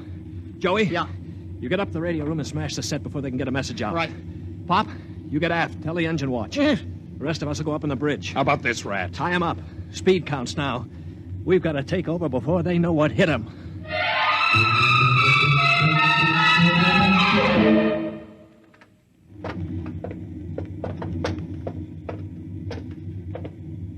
All right, careful. We've got to surprise him. Don't worry, we'll get him cold. Jeff, Shh, quiet. Sparks was sending when I got in, but I knocked him out and smashed the set. We're okay. Good boy. All right, come on. Right past the bulkhead. Look out! The blast bulkhead. Yeah, we're cut off from the bridge. We'll never get through that. They must have found out somehow. The intercom. Black can turn it on from the bridge. You heard the whole thing. Well, we better get out of here. What'll they do? I don't know. We got all the controls up there. We can shut down the driver, but we can't steer. Yeah. You better dog down the hatch behind us. All right, men. Captain Howell's giving you 1 minute to give up quiet. In a pig's eye, Black. You'll hang for mutiny, every one of you. What do we do now? Quiet. They can hear everything on the intercom. If I pull the jack out. That's the boy. Look, we've got to get through to the bridge. It's a Mexican standoff. We can't get at them. They can't get at us. What's that? It's an air leak. The pressure's down. It's Howell. He blew the hatch on the mess hall section. Just opened her up and let the air out. Morton, do you know what Black's going to do? He's going to bleed off the air down here. Serves you all right. If I had my way, I'd see you all out on the hull till you froze still. You're forgetting something, Morton. You're back here with us. What do you mean? If Black and Howell blow out compartments one by one or bleed the air off, you'll get it too. They'll take care of me. Don't you worry about that. Oh, you think so, huh? Joey? Yeah. Plug that intercom back in. Right. Captain? Captain? Giving up? We've got Morton back here. Yeah? If you try anything on us, he'll get it too. What am I supposed to do, cry? You don't care if he dies? That's his problem. We're going to drop the oxygen level 5%. Can't do that to me. Captain! Captain! It's unfortunate that you were captured, Morton, but the security of my ship comes first. You mean you don't care? You'd see me dead. Precisely. Well, you can't. It's murder, that's what. I'm not one of them. You can't kill me. You can't. Joey, pull the intercom plug. All right, there you are, Morton. They'd kill you just as soon as look at you. Now listen, we've got to get through that bulkhead. You know this ship. There must be some way. Morton, we're your only chance. Get us through the bulkhead. All right. All right, why shouldn't I? They'd kill me. Well, then there is a way to get through. An emergency release. They don't tell crewmen about it to keep them from breaking through in an engine blast and leaking radiation to the bridge. Well, then let's get going. We've got to get through that bulkhead before Howell cuts the air down and gets us all.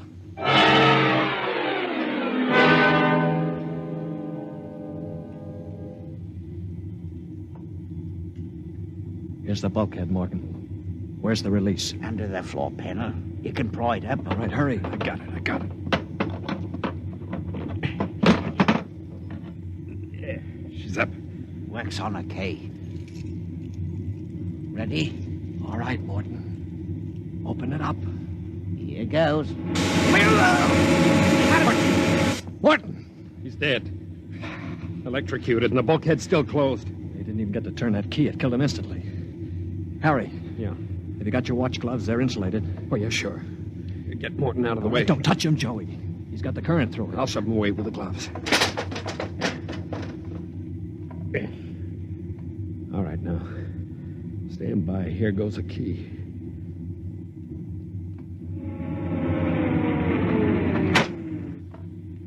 All right, let's go. Get him. Come on in. That's it. Stand back there. Come on, get him. Stand back. All right, Flexi, how you like this? All right, grab the gun. Joey, look out. Let go of that gun, Hal. All right, hold them both. You don't have to worry about Black. I got him square with a wrench. We better tie up the captain. Yeah. Well, what do you think you're going to do now? We're going to turn around and go back home. I don't think so. I burned the navigation tapes, and none of you can recalculate them. Why, you'll just wander in space till the fuel gives out. You'll die right here on this ship.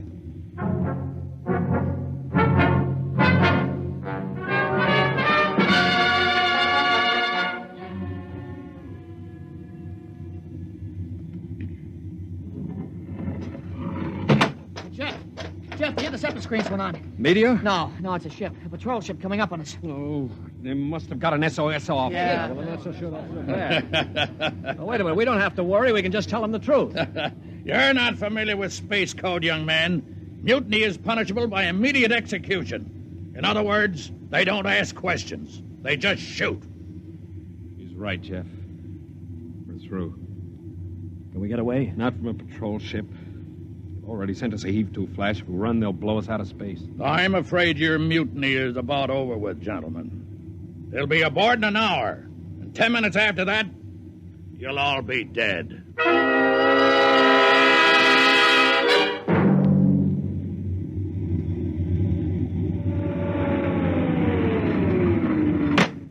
Nobody move. Sergeant, take a squad and secure the ship. Collect all weapons and post a guard in the engine room. Yes, sir. You, Brown, William, Osinski, Harry, come on. Well, I'm delighted to see you, Major. I wasn't quite sure my SOS had gotten through. Oh? You're Captain Howell? That's right. And I can swear out the affidavit of mutiny. I don't think a mutiny charge will stand up, Howell. Not with a relief of command warrant out for you. I think we'll just forget about it. But you can't do that. Space code is clear. You recorded my SOS. No, we didn't, Howell. Then how'd you get here? They sent us after you to get Jeff Coffin. Where is he? I'm Jeff Coffin. Jeff, we had a missing persons alarm for you, and then when a check you signed turned up at Marsport. A check? Mm-hmm. Oh, that's right. I gave one to Morton to help me get away. And he sold it to a fence for half face value. We traced it back to the ship. Coffin, I've got orders to escort you personally. We're taking you back to Earth. Can I send out a message, Major? Of course. Oh, that reminds me, Jeff. I've got one for you from your fiancée. She said to tell you that she didn't object to a bachelor party in principle, but she did think 6 months was stretching it a bit.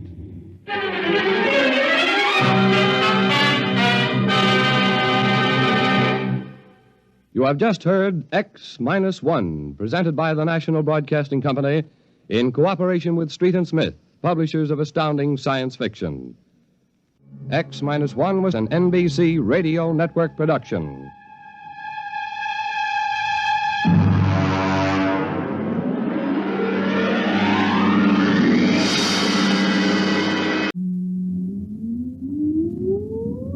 Countdown for blastoff.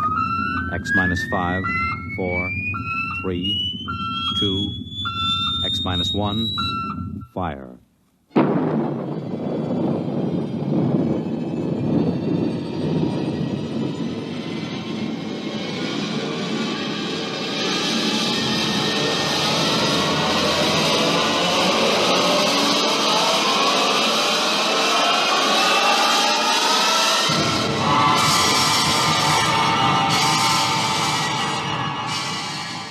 From the far horizons of the unknown come transcribed tales of new dimensions in time and space.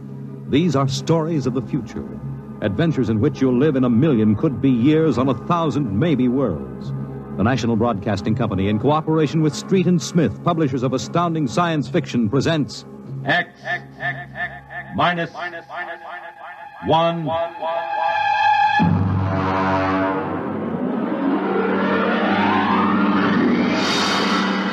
The Martian Death March.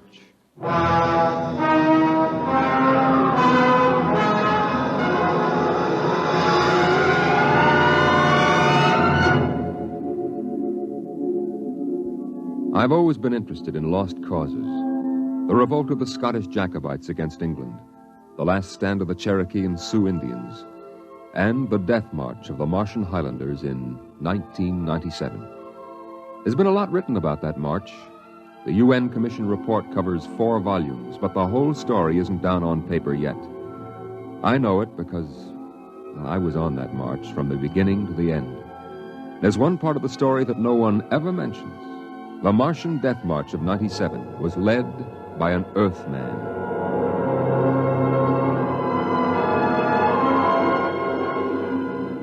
Maybe you've been over the route of the march. There wasn't any highway there 30 years ago in 97. There was desert, hot, burning desert. I lived at the edge of the Calmac Canal then with my father. He was a prospector searching the surrounding desert with sonar probe and Geiger counter, scratching just enough ore from under the Martian sands to pay for our grub stake the next year. I remember he was in the Adamson digger in the North Quadrant when I came running out that day.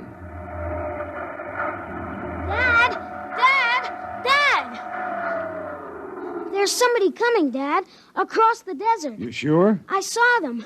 They're a couple of miles out. Well, how many cars? They're on foot. On foot across the desert? Honest, Dad. I saw them. Are you sure it wasn't a light reflection off the canal? No. It was dark against the sand. I don't like that. You run back and get the rifles out. I've got to pull the digger into the shed. Is there going to be fighting, Dad? I don't know. I got a whole year's ore piled out back in the bins, and I ain't going to lose it to no claim jumpers. You go back to the shack and break out those rifles and see they're loaded, you hear? And jump!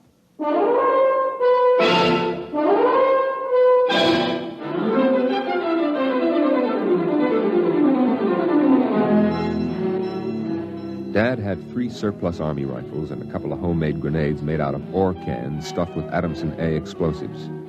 We crouched inside the shack, waiting. The shadow of the water tower in the doorway grew longer as the quick Martian dusk settled down over the desert. And there they come, Al. There's 2 of them. What's that on the first one's back? Why, I haven't seen one of those in 20 years. What is it? A one-man desert tank. They used to carry water that way before Adamson put out the air-still units. There's something funny about that second one. Look, he's all spindly, and his head's funny. He's funny, all right. Al, that's a Martian. I never saw one off the reservation before. Well, there hasn't been one, not in 10 years.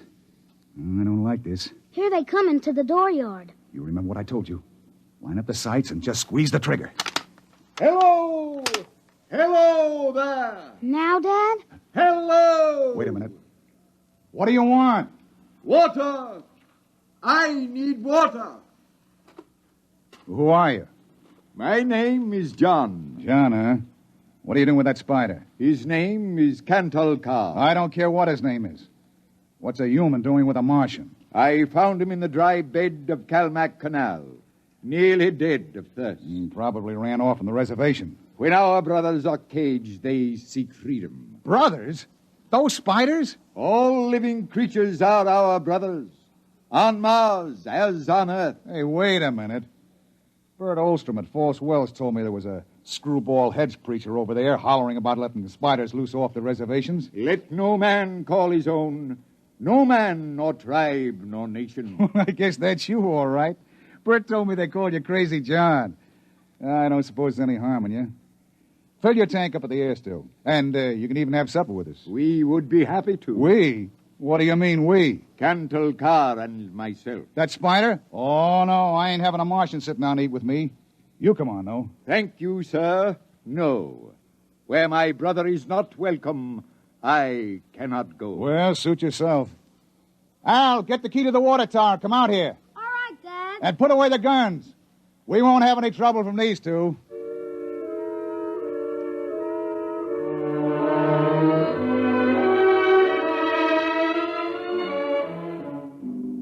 The old man filled his tank at the air-still tower, and the Martian went through the ash pile for half-burned fuel brick.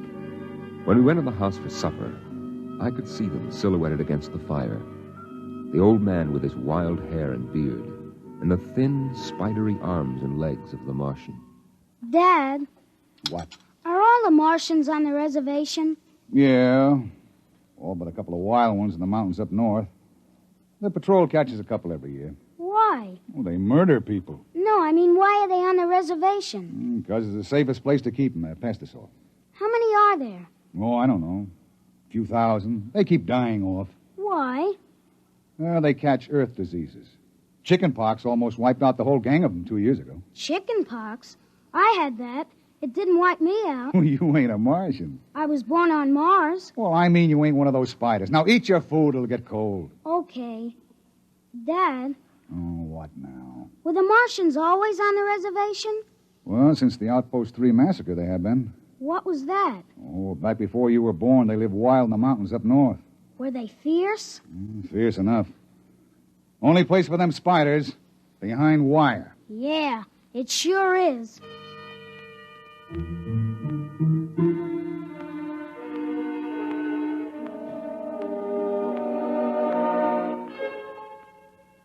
Out in the dooryard, the campfire flickered at the base of the water tower.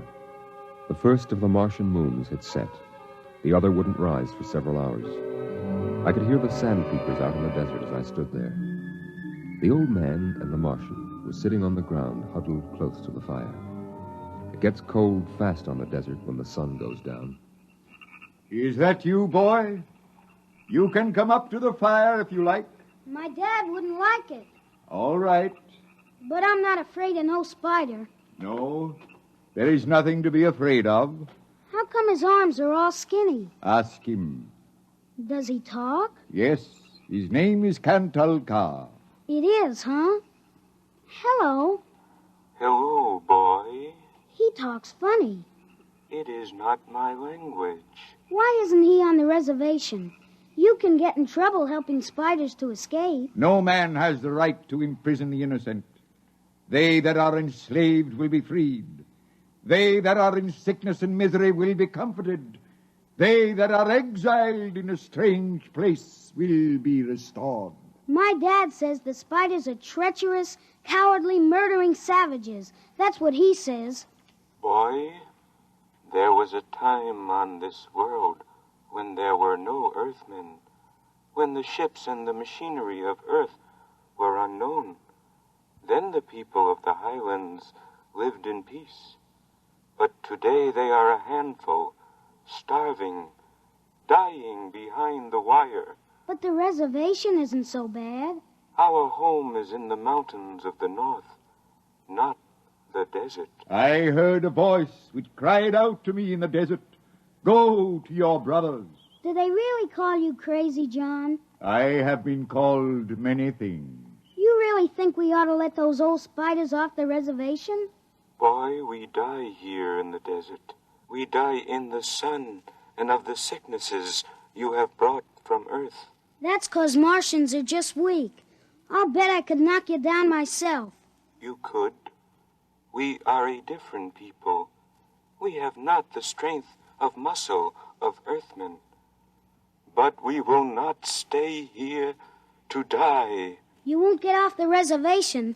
The patrol takes care of all that. They won't let any stinking old spiders out.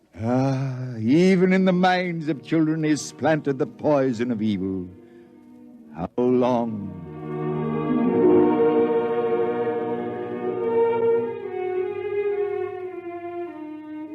That night through the window, I could see the flicker of the old man's campfire. He was walking up and down now, shouting, singing hymns, verse after verse, his white beard catching the light as he passed behind the fire. The Martian sat slumped over, his thin, spindly arms folded across the huge barrel chest that had developed over the centuries as the air of Mars thinned and escaped into space. In the morning, I looked out, and they were gone.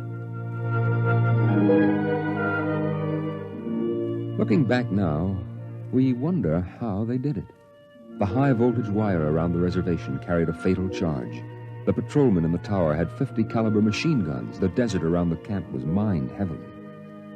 Yet, at dawn, August 7th, 1997, they broke out. I was down at the dried-up canal bed hunting sandpeepers when my father came running after me. Al! Al! Here I am. Come on, back to the house. What's the matter, Dad? You shut up and run. What is it? The spiders busted loose. Bert Olstrom radioed in. They coming here? They're headed this way, the murdering devils. They kill anybody? 6 patrolmen when they busted through the wire. What are you gonna do, Dad? Fire a keg of Adamson A across the gate. You get in there and get the guns out.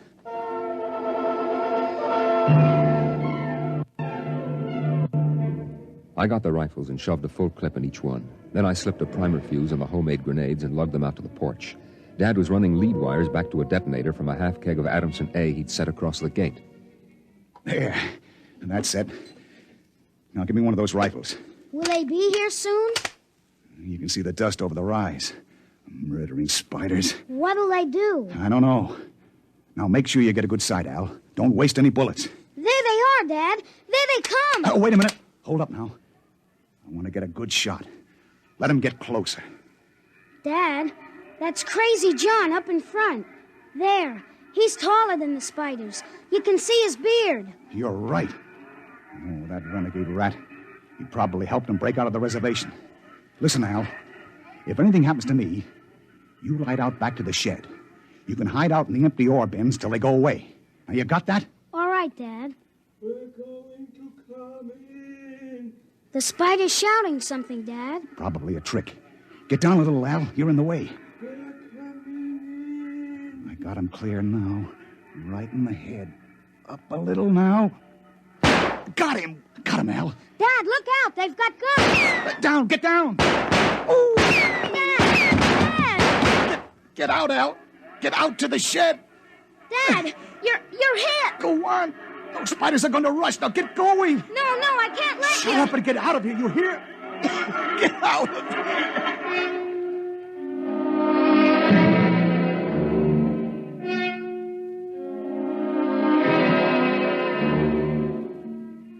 I ran back through the house to the shed. Behind me, I could hear the Martians sweeping up to the dooryard. Then suddenly the ground shook, and I could feel the dull concussion waves hit my ears as the Adamson A exploded. I could hear the high, whispered screams of the Martians and the rattle of fragments on the metal roof of the shed. I dived into the empty ore bin and slammed the hatch almost shut. I sat there waiting. And then suddenly a shadow fell across the edge of light, and the hatch slid open on top of me. You leave me alone. I'll kill you. Boy, I've been looking for you. Where's my dad? What did you do to my dad? He's dead. You killed him. You and those spiders. I'll kill you. I'll kill all those stinking murdering spiders. They are our brothers, boy. Your father shot without warning, and the fire was returned against my orders. You mean you weren't going to attack us? Our brothers came in peace. They are going home to their mountains. We came to get water for the journey. You mean you just wanted water? You... Dad! John, the Earth Patrol will be following us soon. We must go. And the boy? We'll have to leave him here with water and supplies. No, the Earth Patrol would question him. We need the time. He goes with us.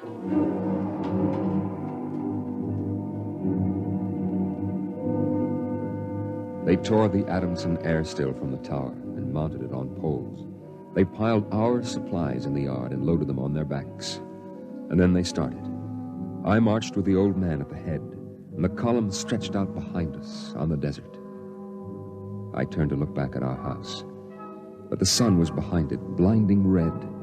The old man pulled me around as he marched, his eyes fixed on the horizon, where far to the north rose the cool mountains that were the ancient home of the Highlanders. 14 of the Martians died the first day. They dropped to the side of the column when they could go no farther, and died. But the march went on, On the 5th day, we swung wide to avoid a mining settlement, but not wide enough. The miners were in ambush behind a pile of rocks.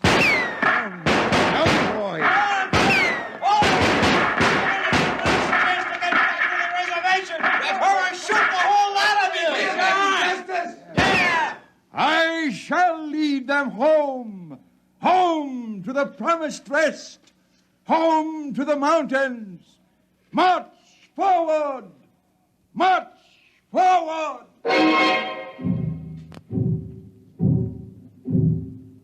And the march went on. We wound across the desert in wild zigzags, following the paths the old man had traveled through the years. Only once a patrol plane hovered on the horizon and then shot away. The days went on, the weeks, and the Martians died. They died of exhaustion. They died of the diseases we had given. And they died of thirst. The Adamson still could produce 27 units of water an hour, no more. And on that, they died of thirst. Here, boy, here's your water.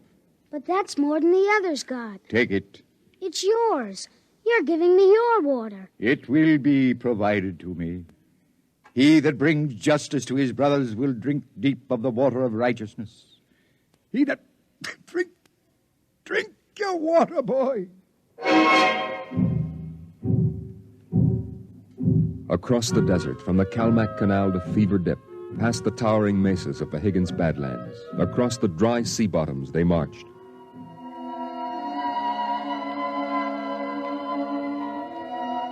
On the 54th day of the march, we halted at evening. The air was thinner, colder now. The rations had long since been exhausted. I lay down to sleep wrapped in the old man's coat. Early in the morning, before sunrise, I woke suddenly. The ground mist that had covered the desert the night before was lifting slowly, and I saw the old man standing by the burned-out fire, the vapor swirling around his legs in the cold light of the false dawn, edging his wild beard. Go back to sleep, boy. I can't. The end is near. I have led them through the wilderness, dry shod across the seas, and before us lie the mountains.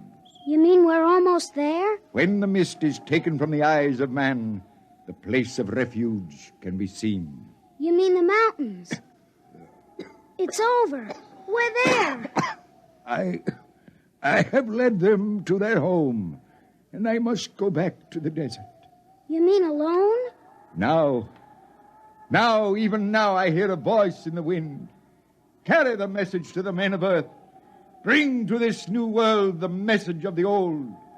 All beings created in the universe are my brothers, and he that harms my brother harms me. Goodbye. Goodbye, boy. You'll be safe now. Goodbye, John. Goodbye.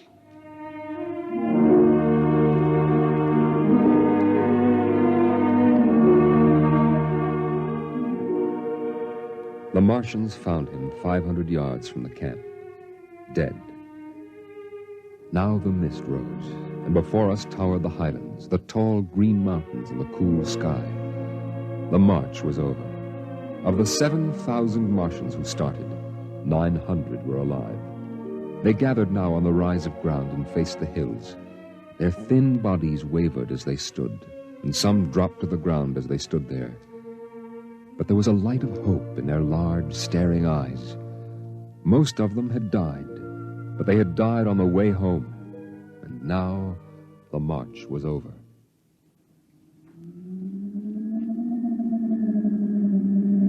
Then the patrol planes were spotted on the horizon, and within 10 minutes they had landed. The Martians stood silently as the squads piled out and set up the 50 caliber machine guns and the petroleum gel flamethrower. All right, you spiders. Hands up and stay together. Gather in a bunch and don't try anything. Sergeant? Yes, sir. Shoot the first spider that moves. And shoot to kill. All right, where's that boy? There was a boy reported. Here I am. Are you all right, kid? They hurt you? No, I'm all right. John gave me his water ration. Oh, the leader, huh? Well, I've got a warrant for him. Where is he? There. He's dead. Huh? Oh. Well, just as well. I'd hate to be him in front of a settler's jury. What are you going to do to them? The spiders? See those transport planes coming in? We're going to ship them all back to the reservation where they belong. You can't. You can't do that. What are you talking about, kid? You can't take them back. They're home. John said they were home. You can't take them back. It isn't fair. I won't let you. I won't let you. I won't let you. Hey, let go of me. Sergeant! Yes, sir. Peel this crazy kid off me. All right now, kid, take it easy. I must be shot. Can't believe he's safe now. Yeah, I guess that's it. All right, you spiders, step it up. Move along to those transport planes. It's all over now.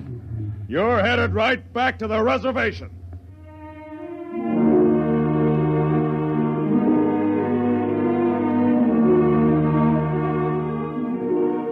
They separated them in groups of 50 and loaded them on the planes. 900 out of 7,000. And soon the first big-bellied ships waddled out on the hard sands and lifted slowly into the air, headed back to the south, flying over the trail of dead and dying who started on the march to the highlands, the march to home. Don't worry about them spiders, kid. We'll take care of them. Come on now, kid. You'll feel better as soon as you get back to civilization. I looked once more at the green mountains towering through the mist. And then, just before the motor raced, I saw John. Crazy John propped up against a dognut bush where the Martians had placed him. The wind from the south gave the wild hair and beard a rippling life. He faced the hills, the home and rest he had promised his brothers, as he led them through the wilderness of Mars.